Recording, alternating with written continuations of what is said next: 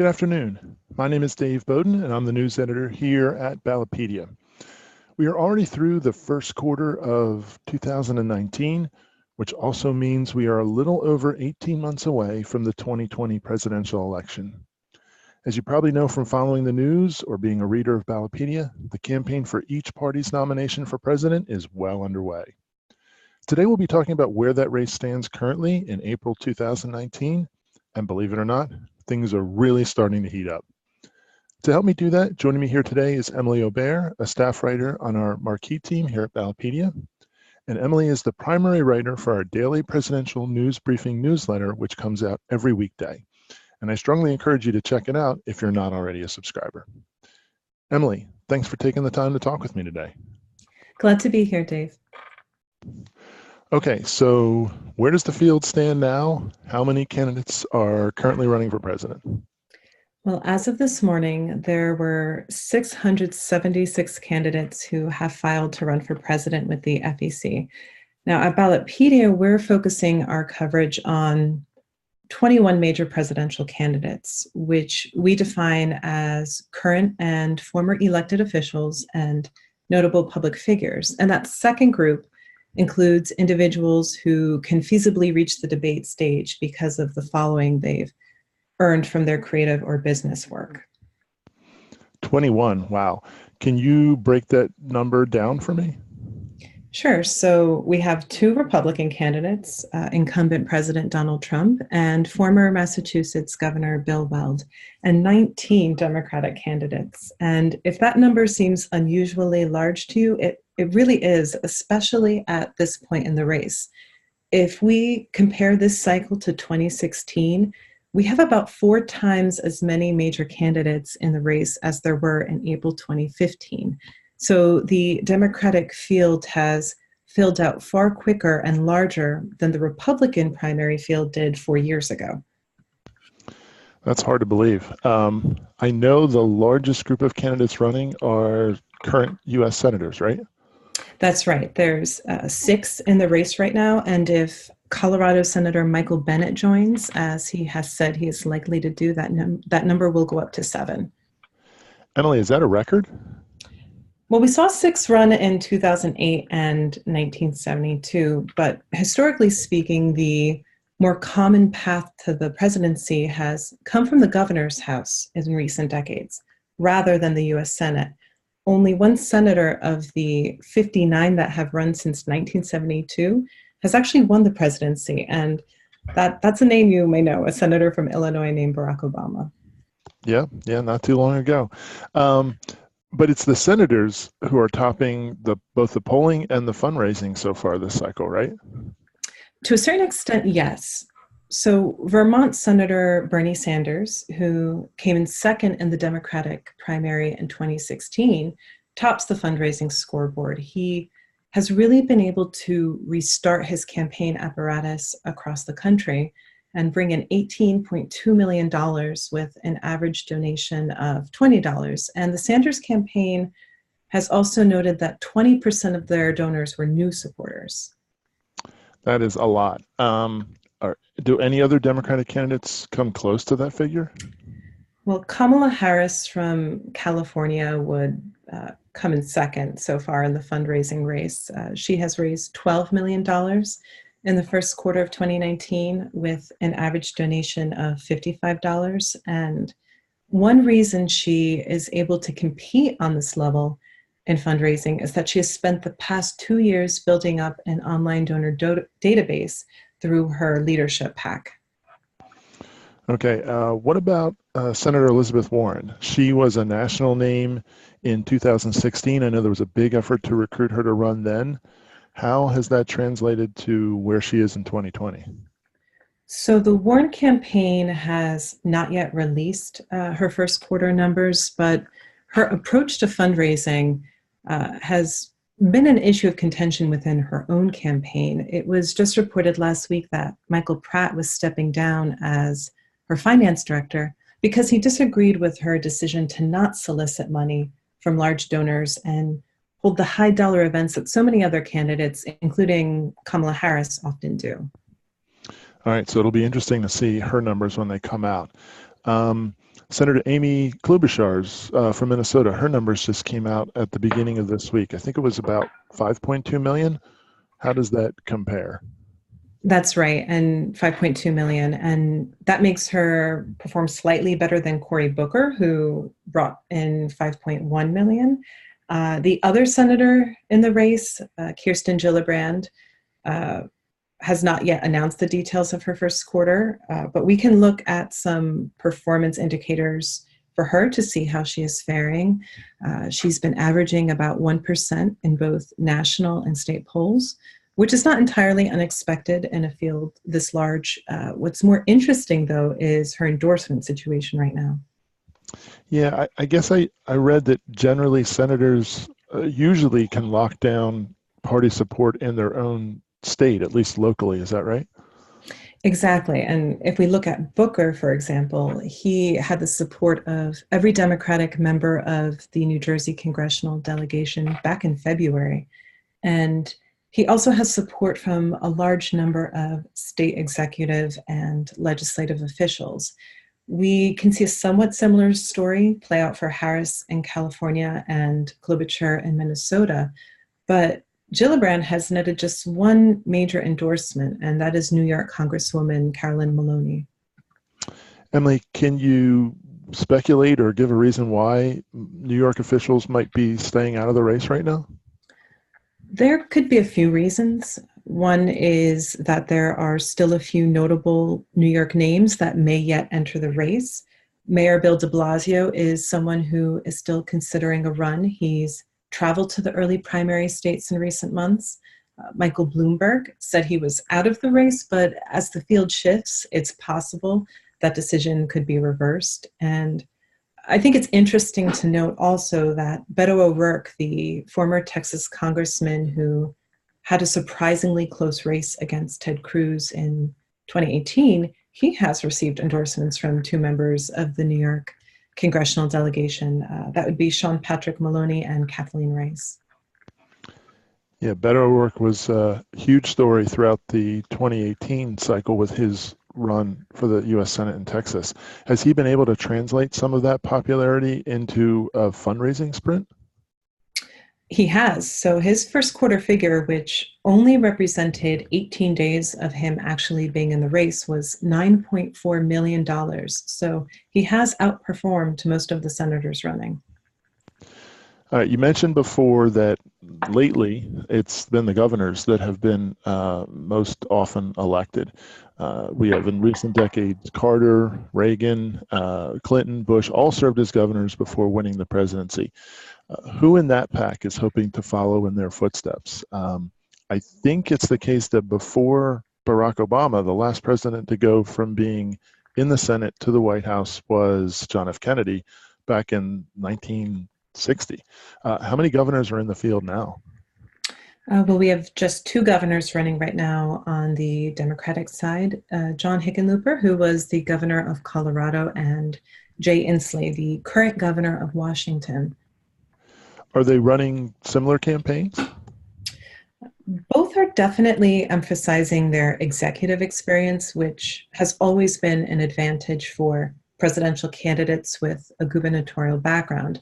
Hickenlooper has focused on his accomplishments in office, working across the aisle, while Inslee has made climate change the pillar of his campaign.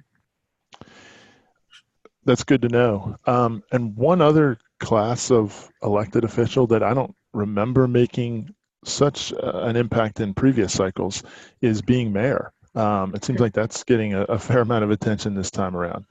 What can you tell us about Pete Buttigieg? So Pete Buttigieg, the mayor of South Bend, Indiana, he is performing better in polling than Hickenlooper and Inslee, even getting into the double digits in a few polls. And for many political observers, his rise in this race has been one of the great surprises. He has an interesting background. He is a Harvard graduate, naval intelligence officer, polyglot, openly gay, and very public about his Christian faith. He's also a Midwestern city mayor, and we've never had a president go directly from City Hall to the White House. So it's too soon to know if he can sustain the small bump he's received in the past few weeks, but he certainly has been able to break out of this very large Democratic pack as a relative unknown. And he's not the only mayor in the race. There's Wayne Messam, who's the mayor of a South Florida city. Is that right? That's right. You know, there was some speculation that Andrew Gillum might run. He was another Florida mayor who gained national name recognition in last year's close Florida gubernatorial race. But it ended up being Wayne Messam who stepped forward from Florida. He is the mayor of Miramar. We can also mention Julian Castro in this category. He was the U.S. Secretary of Housing and Urban Development under the Obama administration, but he was also, before that, the mayor of San Antonio for several years. And Castro is actually the first candidate to release a comprehensive immigration policy proposal. And we all know border security was a key element of Donald Trump's presidential campaign. It's been a pretty dominant issue of his presidency. Mm-hmm. What stands out from Castro's plan? Well, it would seem he's trying to set the tone for the Democratic Party on the issue. His plan would provide a pathway to citizenship for about 11 million individuals who reside in the U.S. without legal permission, and it would also repeal Section 1325, a law which makes it a federal crime to illegally cross the border. Okay, so we've covered senators, we've covered governors, we've covered mayors. Are there any other former or current elected officials who are running for president now? There are. There's John Delaney, a former representative from Maryland. He declared his candidacy nearly 2 years ago, and he has focused heavily on the early states with his campaigning, particularly Iowa. He's actually already visited all 99 of the state's counties. Another representative we can take a look at is Tulsi Gabbard from Hawaii. Her campaign had a bit of a rough start. Her campaign manager stepped aside after she made her formal announcement, but it's important to note about Gabbard's campaign that non-interventionist foreign policy is really the foundation of what she's running on right now. Okay, and even with all of these candidates who have already been in the race, we have 3 new candidates who have just entered the race recently, right? That's right. We have Tim Ryan, congressman from Ohio. He served 8 terms in the U.S. House, and he made some waves in 2016 when he challenged Nancy Pelosi for Democratic House leadership. And the focus of his campaign would be really connecting with blue-collar workers. Okay, and speaking of congressmen, we had Eric Swalwell, who is a congressman from California, who just announced on Monday, I think. That's right, on Late Show with Stephen Colbert. Swalwell is making addressing gun violence a central theme of his campaign. There's one more who announced recently, and that's Mike Gravel. Gravel. That is a name we have not heard in politics for quite a few years. He was a U.S. Senator from Alaska, I think, like 4 decades ago. Is that right?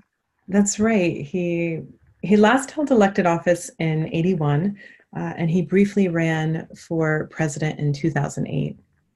Why is he running now?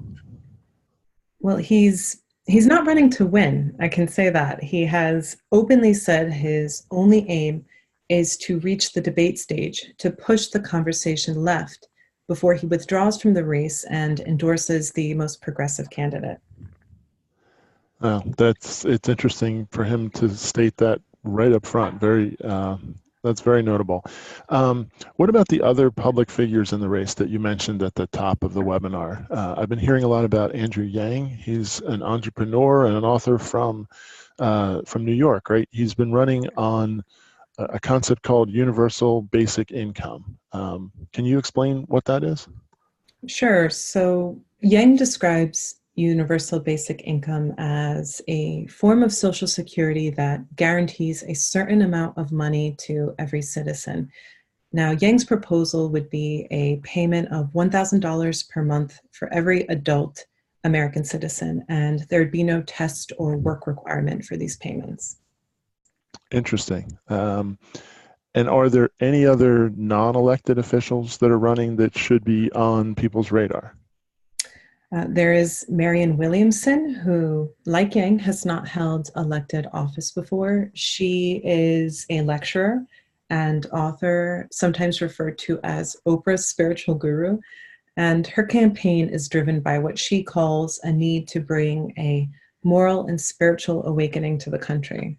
All right, so Emily, this is great. I think you've introduced us to pretty much, I think you've introduced us to every notable or public figure that's declared for the race so far on the Democratic side.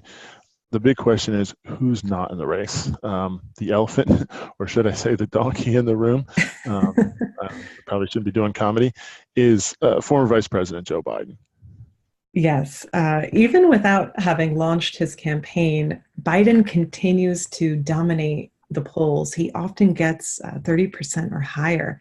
Now, the strength of a Biden run has possibly diminished somewhat in recent weeks because of allegations against him of inappropriate interactions with women, but it appears he's still planning to proceed with a campaign and run on a moderate to left platform designed to resonate with Democrats who find that the primary process is pushing the party too far to the left. And of course, looking back to 2016, and from time to time, there's always discussions of either third party or independent candidates that kind of intrude on the traditional two-party system. Do we have anybody who fits that criteria this time around? We have the possibility for it in Howard Schultz, the former CEO of Starbucks. Now, he's a lifelong Democrat, but he says there should be a centrist candidate and has said he's considering launching an independent run. He has criticized Democrats for putting forward legislative ideas like the Green New Deal that he does not believe can realistically get passed. He is also, it's important to know, a billionaire who could self-fund his own campaign. And that is a very interesting dynamic and a very important one in the presidential race in 2020 and the last several cycles. All right, now we have a really good sense of who's running in the Democratic primary. Let's take a look at what's on the calendar. So we have the conventions next summer in Milwaukee and Charlotte in 2020. And then early in the year, we have primaries and caucuses that begin in February. But what events do we have to look forward to in 2019? What major events are coming up in the race right now? So the Democratic primary debates begin this summer. The first one will take place in Miami on June 26th and June 27th. So the first debate is going to take place over 2 nights? How does that work? That's right. The Democratic National Committee announced earlier this year that no more than 20 candidates will be able to participate, with a maximum of 10 on each day. So there won't be a kiddie table debate as we saw in the 2016 Republican primary, if you remember. Instead, the lineup for each night will be randomly selected from the candidates who qualify. Yes, the 2 debate setup was very interesting last time. But we're already at almost 20 candidates now, and we're likely going to go past that number. What is the criteria to qualify? So a candidate can qualify via polling performance or fundraising from individual donors. And under the first option, a candidate must receive 1% support or more in 3 national or early state polls from a select list of organizations and institutions that the Democratic National Committee identified. Under the second option, a candidate must receive donations from at least 65,000 unique individual donors, and additionally, they must have a minimum of 200 unique donors per state in at least 20 states. That's very specific criteria. Do we know who's qualified so far? From public opinion polls, we know at least 10 candidates have qualified. That includes Booker, Buttigieg, Sanders, Warren, and other high-profile candidates. And Andrew Yang appears to be the first candidate to qualify by fundraising alone. And so who appears to be on the edge of qualifying? Tulsi Gabbard is. She's been regularly posting her progress on Twitter. John Delaney, he is using a novel strategy to try to get more donors. He has agreed to donate $2 to charity for every new donor that contributes at least $1 to his campaign. Okay, so we've talked a lot about the Democratic field. It's been a great breakdown. What about the Republicans? Of course, President Trump has said he's running for re-election. What do we know about the state of his campaign? So Trump has said that he plans to raise $1 billion for his re-election campaign. And for large part of his 2016 primary campaign, he was mainly running with his own money. So this is a shift from the previous cycle. And there's also something going on that reflects a larger change in how the Republican Party does fundraising, right? Yes. So in January, the Trump campaign and Republican National Committee announced that they were developing a fundraising platform called Patriot Pass. It would be a hub for small dollar donations similar to the Democrats' Act Blue. So it will allow donors to contribute to the candidate of their choice through a central platform, and then allow candidates to split their donations through tandem fundraising. There hasn't been a unified system in the past, so Patriot Pass will be a major change for Republicans. It's always interesting how good ideas end up getting copied. I know that the Act Blue program for Democrats has been very successful. They've given it a lot of credit. George H.W. Bush was the last incumbent president to face a serious primary challenge when he faced Pat Buchanan back in 1992. And ironically, he was also the last president to lose his campaign for re-election. We've had 3 two-term presidents in a row. You mentioned earlier that there is a Republican candidate running against Trump right now. There is Bill Weld. He is a former governor. He also ran as the Libertarian vice presidential nominee in 2016 with Gary Johnson. What we've seen from the response to Bill Weld is that some Republicans have been reluctant to embrace a primary challenge. The reality is that they can be very expensive and very damaging to the incumbent. And several states like Kansas and South Carolina have even discussed canceling their primary or caucus events. This has been a ton of amazing information, Emily, bringing us all up to speed on the status of the presidential race here after the first quarter of 2019. Thanks so much for sharing all of this insight with us. Thank you. It's been a really interesting start to the race so far. It will be. And by the time we finish the second quarter, we will have held the first Democratic presidential debates, which is kind of amazing to think about. We had so much material to cover. I apologize for not being able to respond to any questions that we've received. However, we want to get you answers. So if you would like, please send in any questions you have to editor@ballotpedia.org, and we'll try to get those questions answered. And of course, as I mentioned earlier, please consider subscribing to our free email newsletter on the presidential race, which is the daily presidential news briefing. Emily and I may be biased, but it really is a fantastic read. Please continue to visit ballotpedia.org for updates on the 2020 races like this one, as well as all the key political stories going on right now related to either policy, or the Supreme Court, or the statewide and local elections that are going on in 2019, basically all the news about politics. And we invite you to keep in the know with our email newsletters, including the Daily Brew, which comes out every weekday, and our weekly newsletter, The Tap. So thanks very much for watching, everyone.